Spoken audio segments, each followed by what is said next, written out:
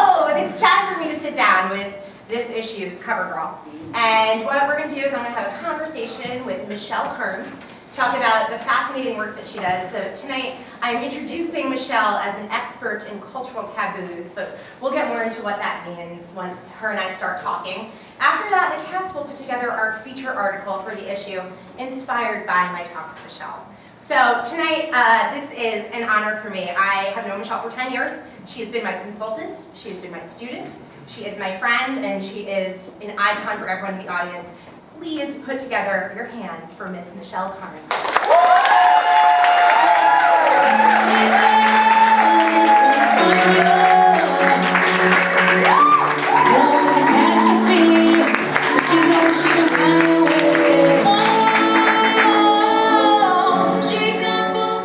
Hello. Hello. We're good? We're too loud, guys? This is still a focus group. Okay. So, Michelle, how are you? I'm awesome. I'm so excited about this. Ooh, am I too close to you? No. No, okay. Never too close. Oh. So tonight, we were going through your resume, right? So you're a fire eater, a storyteller, an anthropologist, and an expert in all things taboo. Am I forgetting anything? No. No? That covers everything. We gotta be better. Yeah. Let's go with that. Okay. So your cover girl photo for the October issue, I don't know how many of you follow us on social media. You're loyal readers, so I assume you do, right? You saw the picture of Michelle. She's about to engulf a flame, and it's about to go into your mouth. So can you tell us about that? So, I got this crazy idea last year to learn sideshow arts. I had done improv comedy, I had done stand-up comedy, and anytime I see somebody do something really interesting, I always think, gosh, I wonder if I could do that. And every time I've tried something, I've ended up conquering some fear. And so sideshow became this new frontier that I felt like it was a boundary I wanted to try to push. And so it's been a real challenge to learn some of these things that are very intimidating and very difficult to learn. But when you learn them, it's like this whole new world in your head. And it says, I was reading, I was doing my research, like a real journalist. And I've read that you attended OctIssue. Yes. So what is this? Is it like? It's a real school. Okay. It's a school, it's in rural Pennsylvania. It's taught by a real carny. His name is Harley Newman, and he has worked as a sideshow artist for many years, and I spent 3 days with him learning all of this stuff. Wow. Yes. So what was it like? What were there different majors at OctIssue? There's one, just being bizarre. I like it. I could go there. So what is, recently you've been doing your sideshow act. Tell me about an interesting moment with that recently. A show or an experience that you've had or a burn. Okay, so actually, what happens oftentimes when after I finish my show doing fire eating, people will ask, have you ever hurt yourself? What's the worst thing that's ever happened? And truthfully, the worst thing that's ever happened is there's a trick that you can do with banaka. Don't try this at home. I did. I'm gonna tell you what happened. Do you have a brand name for the banana, just in case we're sponsorship? That is the brand name, right? It's like Jell-O or it's an eponym. Yeah. Okay. Yeah. Okay. Let's. That is the brand name. Okay, good. And you take it and you spray it in your mouth, and you keep your mouth closed, and you hold a lighter, and it'll make a little fireball, right? Because it's like alcohol and propellant. Well, I forgot how my OctIssue, my knowledge kind of, it went out for a minute, and I couldn't remember how many sprays. So I decided 11. And then I held the lighter really close to my face. Well, needless to say, I didn't have to get this eyebrow waxed for a while. Whoa. And I lost a little bit of the hair. But that's about it. That's really the worst thing that's ever happened. And I have it on video, and it's actually kind of funny to watch. Those are learning moments. They are. It's like, oh, look at my face right here. I'm burning. Speaking of burning, you have a consulting business. Yes, I do. And Passion Parties by Michelle. Correct. Let's talk about it. Yeah. So I've sold sex toys for 12 years. Woo! That that, again, very similar to what I was saying. It was definitely like a, we'll just see what happens, we'll see how this goes. I was like, I'll do like one party a month. And one turned into a lot. It turns out that people really like to have orgasms, and even when you're a college kid, you will pay money to have those orgasms, and they sure gave me a lot of money, so I'm still in business and I absolutely love it. But it was, again, conquering fears, getting up and talking about a taboo topic, which, you know, growing up in Indiana, you know, we did not have those kind of conversations, and that's actually why I wanted to do it, so that people could feel comfortable. So it's a little bit more about the actual business itself, right? So you're going into people's homes. It's like a Tupperware party of other plastic. Like Tupperware. Tupperware? Tupperware. All right. So when I was 20 years old, I was invited to a passion party, and Michelle was the consultant. And I was like, oh my gosh, this is crazy. And now I've known you for, 10 years? And when I first met you and I went to a passion party, you were getting your doctoral at American University. So you would host these parties for a lot of the students, and then we would go pick up our goods in your office. So you were like a dealer. So what was going on with like your little meth lab of dildos? So it's true. So whenever someone came to my office hours, I never knew. It could be something to do with the material that we were teaching, or it could be I need to get my little silver bag with my name on it from the order. And it was funny because people would recognize me on campus and they'd be like, hey, Dr. Carnes! And I would be like, I would never really remember. It's like, do I know them from class or did I sell them a toy? I can't remember. Do you have a specific story about a time where like those wires crossed or someone showed up at a time? Oh yeah. Yeah, okay, good. Oh my god. Okay, so yeah, I was walking on the quad. If you've ever been to AU, we have a big grassy quad. And I was, you know, miles away in my head somewhere. Some woman comes running up to me and she's like, thank you so much. You know, you sold me this thing, it was really awesome. And I see like kind of like trailing behind her is this like boy, and he's kind of like stumbling up to me. And she's like saying, you know, this is who sold us that thing, you know? And he's like, oh, hi. And he's totally awkward, like, oh my God, like he didn't know what to say. And it was like, thank you. And it was very funny. She was clearly very excited about the item that she had bought for me, and it had clearly done a lot for them, but he did not want to talk to me at all. It was just like, yeah, thanks. You know, like, please don't talk to me anymore. She was like, no, honey, this is the woman. This is the one I told you about. He's like, no. I'm good. He didn't want to know the story. No, he's like, it's fine. It just fell from the sky. Yeah, he's like, it's good. So one of my favorite things about you is that when discussing the work that you do with Passion is you describe yourself as sex positive. So tell the readers, the group here, what it is to be sex positive and what you're spreading when you share that idea. So, and this is spreading the idea. It's like, very good. Yeah, noted, right? I'm back. So what it means to be sex positive is, I think for me, in the work that I do, it's about creating an environment where people feel like this is an okay thing. I can't tell you how many times people have come up to me after and said, you know, this is a thing that people do. And I was like, yeah, it really is. It's not a big deal. Like, it's totally fine. And I think people just want to feel normal. They want to feel like what they're worried about is something that someone else worried about. They just want to feel like this is something that people do and that it's not anything to be worried about, and that the goal is to have the best time that you can, and that it's something that you deserve, and it's something that you can have, and it's something you're entitled to, and it isn't something that someone does to you, but it's something that you give to yourself. And so that's the spirit, I think, that I've always tried to do, the toy parties, but any kind of work that I've done. If anyone comes up to me after my fire eating show, I'll let them, you know, it's like, this is what the fuel is, and this is how it works, and, you know, the hottest part of the fire is this way, so I'm actually putting the lowest temperature part on my tongue, so the hot is up here. So I'm happy to explain it and demystify it for people. There's no reason for it to be, you know, so bizarre or weird, and in fact, is okay to tell them that because it doesn't take away any of the wonder of it, right? You can understand how fire eating works. You would still be in awe to watch someone do it. I'm still in awe when I see a fire eater do it. It's still, even though I get how it works, it's cool. So I think that's the idea, is to take away some of the mystery and make it more accessible to people, to make them realize, look, if you wanted to get up and talk about orgasms and toys, you could totally do that. If you wanted to learn how to put fire in your mouth, you could totally do that. That's something you could do if you chose to do it.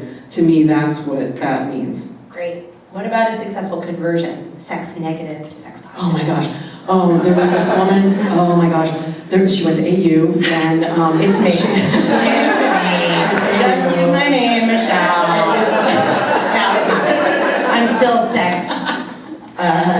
Absolute. Okay, so go back to not Jackie. Yeah, she's not. No, it's not you. It's someone else. So I used to do parties for the Vagina Monologues cast every year, right? And this was like their big party. And this woman decided to be in the Vagina Monologues cast, but I could tell this was still really new for her. So she was literally hiding behind her friend as I'm talking about the toys. And I remember thinking, like, honey, it's only going to get more intense. Like, I was literally showing like bullets, and she was just like, oh my, she just was like about to pass out. She was like giggling and like hiding in her shirt and everything. And Is it Kristen Wiig? Kristen Wiig. Kristen Wiig. no, it wasn't that. I love that one. Right, All right. No, it wasn't that. That's great. So she was hiding and hiding, and when it was her turn, she was the last person to go. Like, she just couldn't decide what she wanted, and all the consultations are private, they're one-on-one. So she finally decides to come in. She brings like 3 people with her to help her decide, and they're all just like poring over this catalog. I remember what she bought. I remember it so clearly. She got something really basic, but for her, it was like a big pumpkin spice, huge, like just like deluxe for her. So she calls me a week later, and she's like, I really want to thank you. She's like, this thing has really like rocked my world, and I want to be a consultant. Oh my gosh! And I was like, are you kidding? And she's like, no, totally serious. And now, like, she's doing like this really cool thing where she's teaching women in third world countries about condoms and safer sex. I know! And she's one of my best friends, and she's awesome. So she's made a complete reversal, which I totally get, because that was me.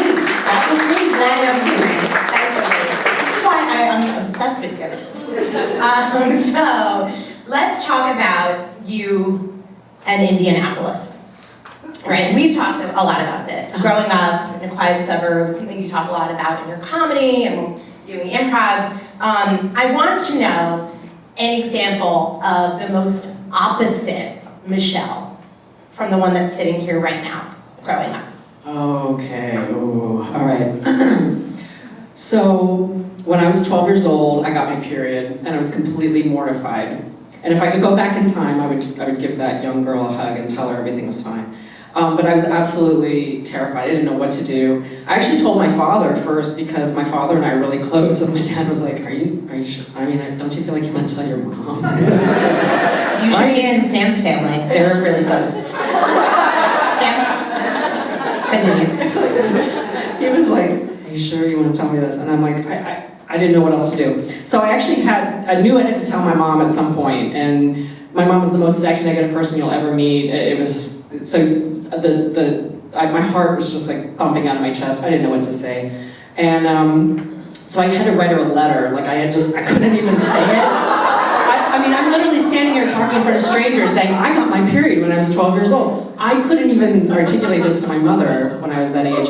And so I had to write her a letter, and I said, I think I got my period, because I'm 12 and I don't know, I think this is what it is, I'm not sure. And she literally came into my room and she said, I don't understand what this letter means. And I'm like, I don't even know what to say. I'm like, period? I don't know. Like, you're supposed to know this. And I think we're gonna have like this mother-daughter moment, like on the commercials. And no, like it's not gonna happen. We're not gonna have like this great talk or bonding moment. So she doesn't believe me, and she makes me go to the hamper and show her my underwear. I know, horrible, right? So she says, okay, wait here. She makes me sit in my room, and I'm thinking like, okay, like what now? I don't even know what's gonna happen to me now.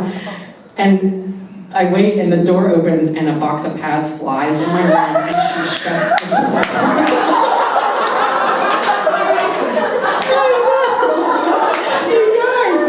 So, again, if I could go back in time, I would hug that young girl and I would say, you know what, it's totally fine. One day you're going to be on stage making fun of this moment. It'll be fine.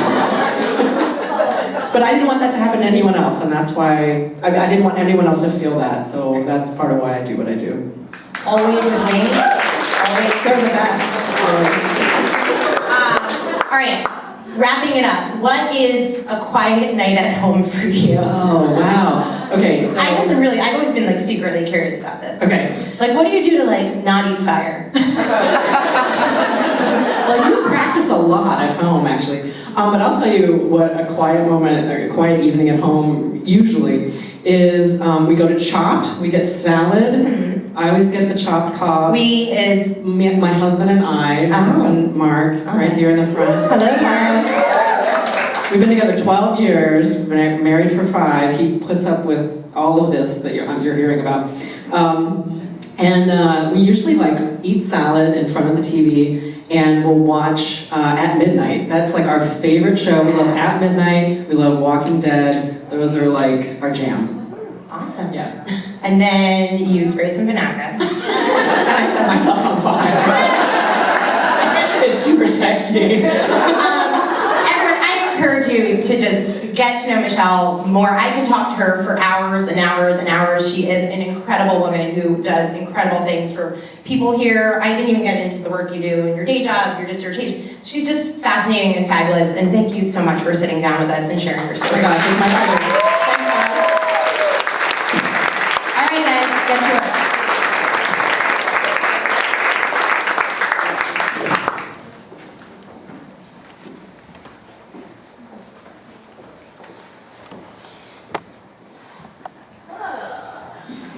Alright, well, yeah, showed up at your office today. I don't know, you've always been talking about being a doctor, so I was like, whatever, let's try it. Yeah, face your Get into fear. it. Face your fear. Right? So I probably just get a knife or something. This guy's breathing still, so I'm gonna guess alive. Yeah, he's So- definitely alive. Keep him alive then. Oh, waking up. Got it? And good. Okay. Great. All right. Okay. So, Get in there, man. The only way you're gonna learn. thank you. The only way Thanks you're for gonna inviting me. Let's just. Hey! You didn't ask me what procedure we were doing. Oh, yeah, that's probably important. Rule 101 in doctor school. Got it. Now I know. Yeah. All right. Oh. I got it. What procedure are we doing? All right. There we go. There's stuff in there. All right, cool. Oh, hey, buddy. Go to sleep.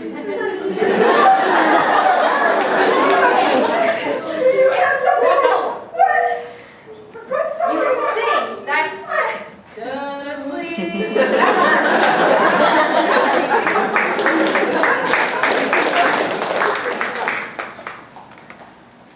Well, I wanted to let you know. I'm declaring a major. It's how and anthropology. So I'm majoring in being intimate with my boyfriend and anthropology. Where we're going. Your father and I are about to go to a sex party. So this is lovely news, actually. We've been waiting for years to come out to you as swingers. Yeah. So We're just putting it all out there on the table I tonight, think aren't we we? should. I smoke pot in the backyard. Goodness. These are my parents. Is this the boy that you use the Oh yeah. the, It's I see the vibrator I gave you? Oh The my picture? gosh. Did you use it? Well, she gave it to me, so. I have the same one, and I love it. I love it. You're welcome. But don't worry, I didn't use her hers, don't worry. An unopened box. Now yours is locked. I made a sound. It was high pitched, and you said you wouldn't. Do you get? Hal is What, a little embarrassed. He's a little. Oh, He's mother. not quite sex positive. He's kind of like sex. Yeah. So, you Do you know. need to show you things? I'm going to show you some things from our closet. We've been stocking up. We haven't told you guys Oh my, about I didn't that. know about the closet. Oh my. Let me flip that ball on. All right.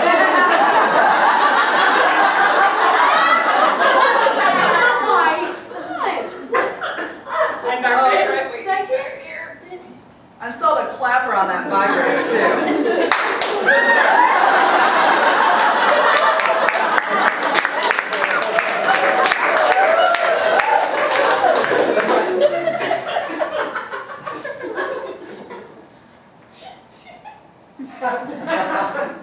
What? No, for real, what? You guys are dressed really sexy. We're gonna go out dressed sexy. I mean, I don't see what's wrong with a pair of hot pants. Bandeau. I can't wear that. I can't wear that. What's wrong with a onesie? You've got a drop seat, turn around. Wear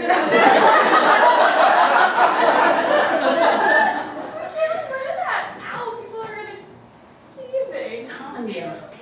Tanya, you need to relax a little bit. You need to maybe open your mind. All right, let me look in the dresser and see what I got, okay? You wanna dress me now?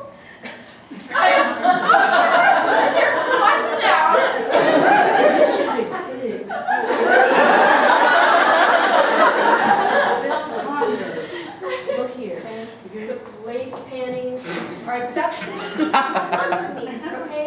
The real deal is that's right here, okay? I can't wear anything called panties. Okay, time out. Tanya, what have you been wearing?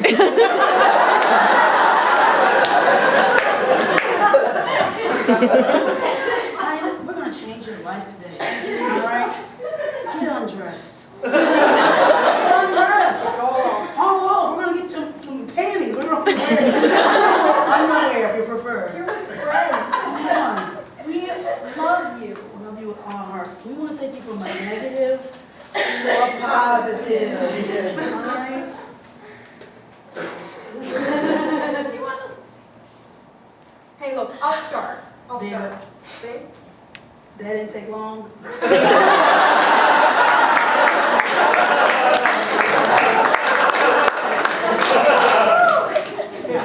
It's Wacky University, guys. Welcome to campus. What brought you guys here?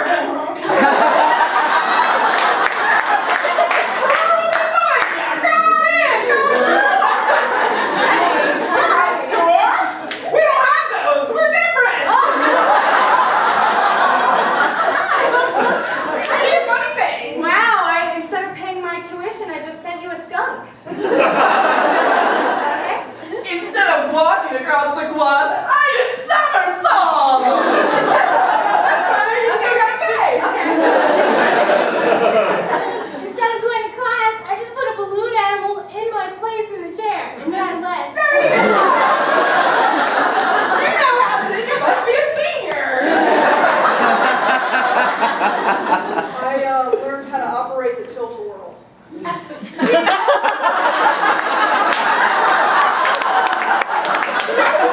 Biggest majors here, and not enough people are featuring it. Good job. You're in. It's wacky. Woo! That actually seems very practical. I thought so. I wanted to be prepared when I got here to this school. Safety is very important on carnival rides. Yeah. I completely agree.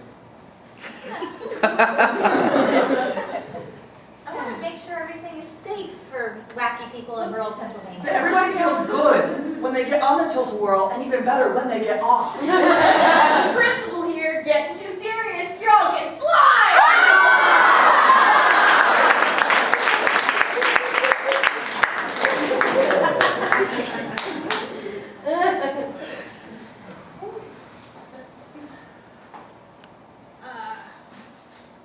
I don't know what to tell you. He was on the table, and we did everything that we could do. I sang all the lullabies that I know. We used all of the scalpels. There was no medical device unturned. I know you did your best. Yeah, we really did. And my apprentice, he fled in his Prius, but Well, now I'm a morticianer, so I'm not sure what to do about this, but I'm pretty sure I just drag it somewhere, right? yeah, just drag it along. Yeah, cool. All right, and then I guess like you guys have a dump in the back or something, right? Well, usually you take them to the morticianers building.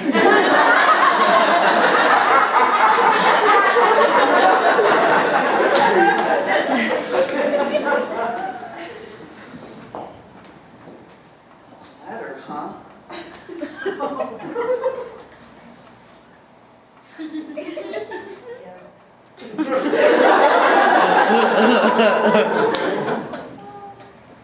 My son is the first pleasure party operator in the state of Indiana.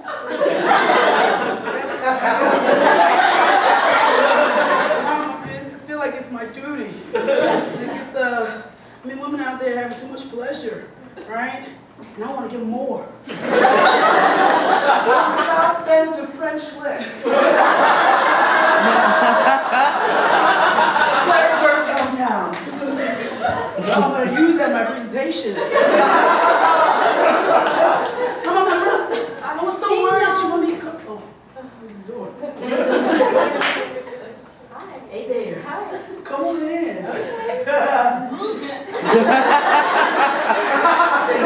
Fellas, sweets, come here. We're having Come on. we're having a fun little coffee clash. That sounds fun. Yeah. Bobby, Hey there. nice to see you again. Good. Oh, Bobby, tell Phil. Tell Phyllis. I don't tell Phil anything. Phil was my first customer. Oh, stop it. He was. The Larry Bird, The lick, the South lick. the French Lick.